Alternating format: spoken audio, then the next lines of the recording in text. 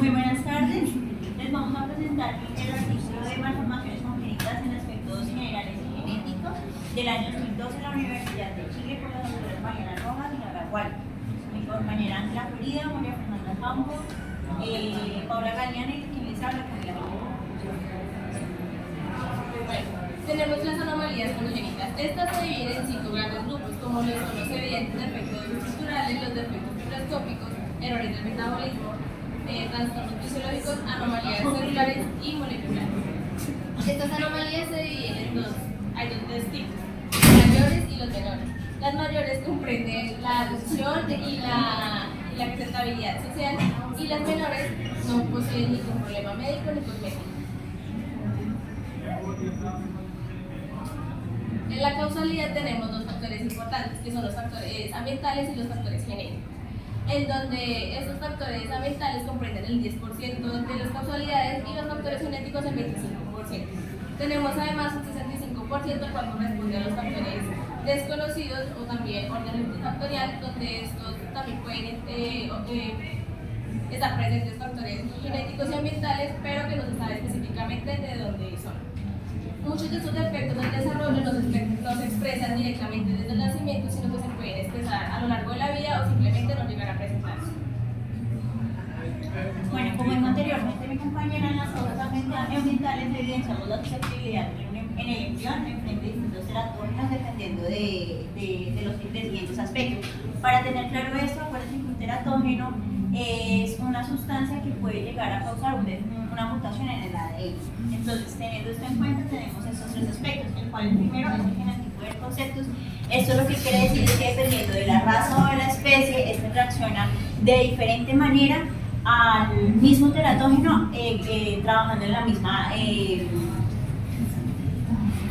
trabajando de manera igual en todos.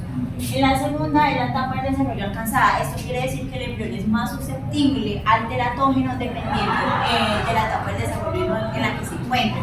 Esto normalmente varía entre la tercera y la octava semana de gestación, y en otras especies animales se relaciona a la hora de la crianza. Y lo último es la dosis administrada. Esto quiere decir que el desarrollo embrionario varía dependiendo también del grado o la administración del teratógeno. Todo eso que nos llega a concluir que los factores ambientales también son importantes como factores desencadenantes de anomalías multifactoriales. Ya con esto, acá tenemos un claro ejemplo de, digamos, cíclopes caracterizados por un ojo central y una probóscide en este con solo hongo. Entonces, ¿qué pasa? Acá en distintas especies se puede apreciar la presencia de una probóscide sobre un ojo único. ¿Qué es la probóscide? La probóscide es como una trompa bucal que se supone que es utilizada para la succión, pero en este caso es una malformación congénita. Lo encontramos en gatos, en perros, en cerdos y en seres humanos. Dicen que en todos estos casos se presenta la holoprosencefalia, que esto es cuando hay la existencia de un solo ventrículo nervioso en vez de dos laterales. Y bueno, en especies animales se cree que esta malformación se debe a plantas teratogénicas, en las cuales...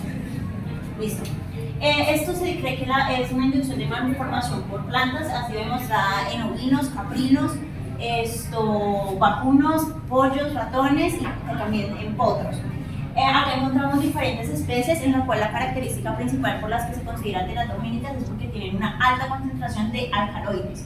¿Qué pueden causar estas especies? Por ejemplo, en el lupino se puede encontrar características de aparición de miembros rígidos o malformaciones en las extremidades, como la artrogliposis, que es cuando se torsionan las extremidades para adentro. En la cicuta también es enfermedades relacionadas con los miembros. Acá cambia, esta es la sevillana. En la sevillana, que lo que causa estas son malformaciones en la cabeza, en la que podemos encontrar la cicopia, la micostamia, la probóscide dorsal, que fue la anteriormente mencionada, y pues esta conocida como hierbas locas, lo que hace es producir abortos y fetos, y se han encontrado registros de estos en ovinos, bovinos y equinos, también produciendo malformaciones en extremidad.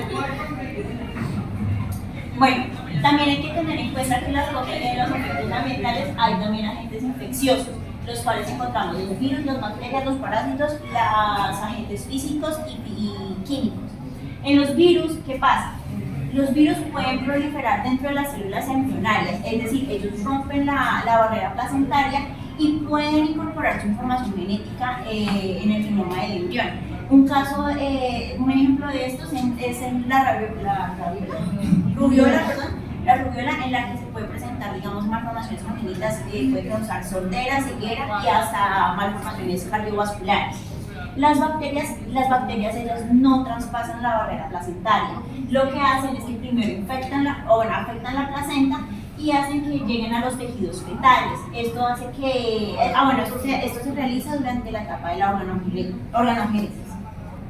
Los parásitos, al igual que las bacterias, no atraviesan la placenta, pero ellos atacan el tejido en el periodo fetal. Esto puede causar graves lesiones cuando se trata del centro donde se localiza el sistema nervioso central. En agentes físicos, se mencionaba en el artículo el aumento de la temperatura, las condiciones de hipoxia y de radiaciones ionizantes. ¿Por qué? Nos mencionaban que hasta incluso un aumento de temperatura de 10 grados puede causar o puede prescindir a la malformación congénita en, digamos, un aumento de temperatura. Y pues las condiciones de hipoxia es porque pues falta oxígeno en los tejidos de las funciones corporales, entonces también puede producir una malformación congénita. Y en agentes químicos, lo único que se habla son de las drogas que son afectadas en animales de laboratorio, que algunas ejercen un efecto solo cuando pues, se usan en dosis altas, pero lo preocupante de esto es cuando son dosis terapéuticas. Acá mencionan el caso de la heroína, la tetracyclina, que también tienen malformaciones congénitas. Un ejemplo, podemos ver la talidomida, que digamos es la función de ella sedante, pero también en estructuras de especies afectadas da retraso de crecimiento en el perro, da defectos intestinales en el cerdo y defectos de desarrollo de los miembros en el ser humano. Bueno, a continuación vamos a empezar a hablar sobre el ácido fólico, ¿no? Entonces resulta que esta tabla, estas autoras la presentan para ver la prevalencia de estas enfermedades y cómo cambió esa prevalencia según el consumo de ácido fólico antes de quedar en embarazo y después. Esto es en el ser humano. ¿Listo? Entonces lo que se ve es que tanto la anencefalia como la espina bífida, que ya ahorita les voy a explicar de qué se trata cada una, es que disminuye. ¿Listo? ¿Qué quiere decir? Es la forma como digamos que entra el ácido fólico a toda la parte del ciclo del folato y previene estos defectos, ¿sí? Porque serían defectos de tubo neural. Bueno, esto es un caso en Chile. Allá lo que hicieron fue la fortificación obligatoria en la harina de trigo y lo que se prescindió fue que hubo un 50% de bajo en malformaciones congénitas que tienen que ver relacionadas con el ácido fólico. ¿Sí?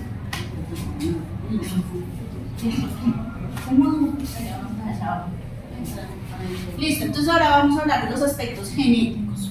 Entonces hay dos formas diferentes y contrastantes de determinación genética de malformaciones congénitas. La primera es que participan muchos genes y sus interacciones con el ambiente. Este tipo de forma ocurre en los defectos del tubo neural. La otra forma es la determinación genética, que se atribuye a un único gen, ¿sí? Y que tiene un efecto pleitrópico. ¿Qué quiere decir? Que el mismo gen mutado presenta muchas variaciones en las malformaciones congénitas. ¿Listo? Esto como el caso del síndrome de Church. ¿Listo? Entonces, ahora vamos a hablar del defecto de tubo neural, que realmente es en lo que se centra el artículo. ¿Qué son los defectos de tubo neural? Constituyen a un grupo de anomalías del sistema nervioso central. ¿Listo? ¿En qué consiste? Resulta que el tubo neural es lo que forma en el embrión el cerebro y la médula espinal. Hay unos puntos que se llaman neuróporos.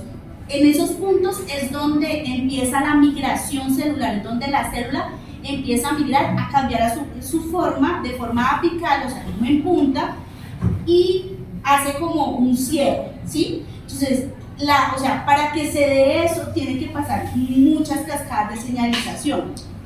La más de las más importantes es que efectivamente la cascada de señalización dé el aviso como listo, desplacémonos, cambiemos de forma para poder cerrar.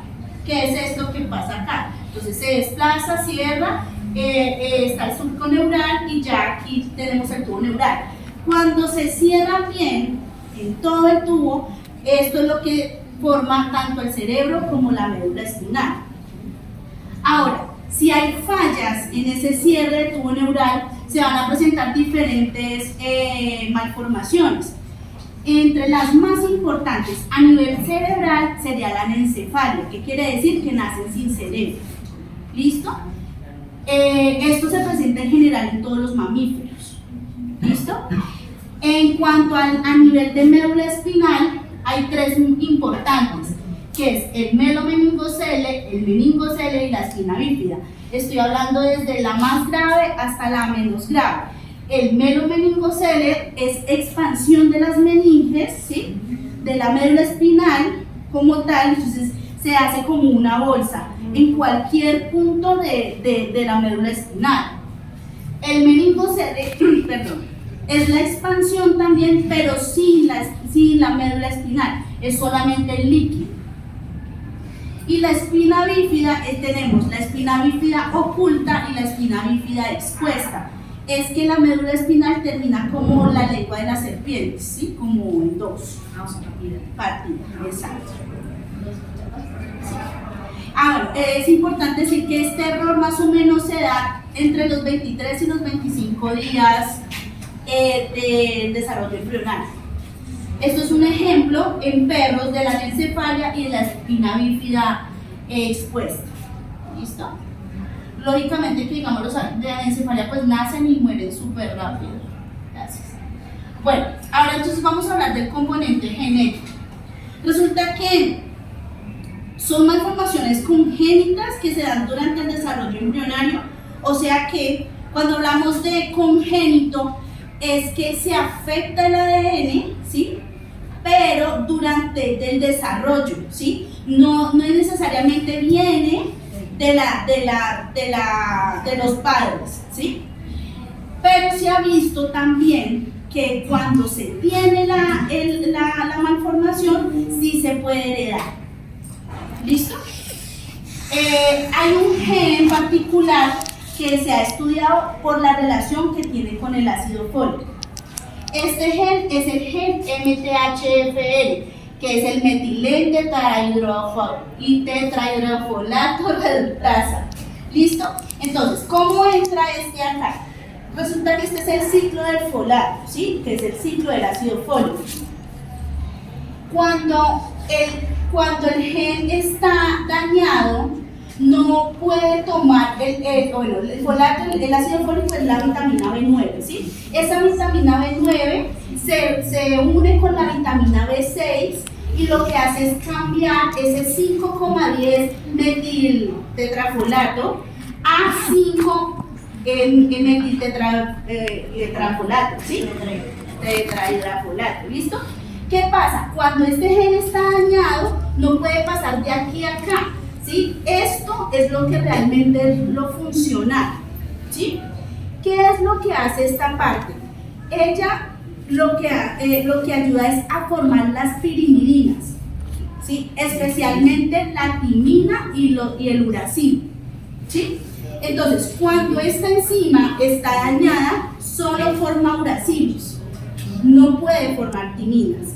Por ende, hay una acumulación de ARN y no hay formación de ADN. Entonces, eso es un daño tremendo y eso hace que las células no puedan empiecen a fallar en toda la cascada de señalización y no se pueda haber el desplazamiento, lo que les acabé de explicar en cuanto al cierre. ¿Listo? Por otro lado, este gen también, o esta enzima que produce este gen, también actúa además del folato, o sea, además del ácido fólico, con la vitamina B12. esta vitamina B12 lo que hace es metilar la homocisteína. La homocisteína es un aminoácido no esencial, que quiere decir que nosotros mismos lo producimos. Si nosotros mismos lo producimos, él se acumula en la sangre, ¿sí? Para que no pase esto, lo que pasa es que este grupo, esta vitamina, metila la homocisteína formando la metionina, que la metionina sí es no esencial, ¿sí? Perdón, sí, no esencial, no esencial. O sea, no la producimos, no es esencial. No estamos viendo acá, mira. Y entonces, bueno, listo. Yo estoy viendo. Ahora, cuando se acumula esta homocisteína en la sangre, produce un incremento del estrés oxidativo, dañando el ADN y también interrumpiendo la apoptosis. ¿Listo? Bueno, una cosa importante es que también presenta el DTN, o sea, los defectos de tubo neural, presentan diferentes polimorfismos. ¿Sí? ¿Qué quiere decir? Que diferentes mutaciones del gen pueden provocar esa enfermedad. Ahora, resulta que se han estudiado más de 200 genes implicados en el defecto de tubo neural. Hay uno en particular que llama mucho la atención, que es el gen SHROM3. Este gen SHROM3 pertenece a una familia que es la familia SHROM. La familia SHROM está implicada en todo el desarrollo embrionario. Son genes que se prenden en el momento en que hay fecundación, en que empieza ya a diferenciarse las células y luego, disminuyen su expresión génica o se apagan cuando ya no lo hay. ¿Listo? Este gen SHROM3 ha sido estudiado tanto en ratones como en Xenopus. Xenopus es una rana, y en embriones de pollo. No hay más modelos animales que se hayan estudiado, ¿sí? Entonces, resulta que este gen SHROM3 es el que inicia la cascada de señalización para empezar a movilizar en la parte de la cresta neural. Ustedes ven, mira, esta empieza a ser la invaginación, ¿listo? Digamos que lo que han visto es que SHROM3 inicia acá como que, listo, ahora empiezan a cerrar. Entonces, ella está implicada directamente con el citoesqueleto, que es modificación de actina, miosina, para que se empiecen a estirar y empiecen a cambiar la forma y empiecen a cerrar. ¿Listo? Entonces, cuando este se muta, o hay una alteración cuando se muta hay una alteración de su expresión génica. ¿Qué quiere decir? Que cuando se presenta esto, no se puede hacer esto, por ejemplo, el cierre de tubo neural y pasan las enfermedades que les acabé de explicar. ¿Listo? Y también hay una cierta prevención con el ácido fólico. Bien. El caso clínico que encontramos fue ubicado en Medellín, Colombia, fue un reporte del síndrome de médula espinal anclada en un cachorro bulldog inglés. ¿Qué es una médula espinal anclada? Una médula espinal anclada es una anomalía desde el cordón medular, que es básicamente la comunicación que tenemos entre el cerebro y el cuerpo. Está tensado y traccionado, lo que genera alteraciones neurológicas progresivas. Y su origen es debido a un defecto en la regresión de la masa celular caudal durante la embriogénesis. Esto significa, por ejemplo, cuando ya en la embriogénesis ya se terminan todas las células que eran necesarias, se empiezan a hacer una eliminación. Y cuando dice defecto en la regresión, es que no se hace la eliminación necesaria y por eso también se causan los defectos. Listo. En la metodología se hizo una anamnesis, eso significa que es el conjunto de datos para la historia clínica para tener un mejor diagnóstico. En la historia clínica del paciente fue un bulldog francés macho igual de etapa progresiva biológica de 4 meses, con una incontinencia fecal desde el nacimiento y una ataxia leve en los miembros pélvicos. Ataxia significa que no tiene la coordinación necesaria.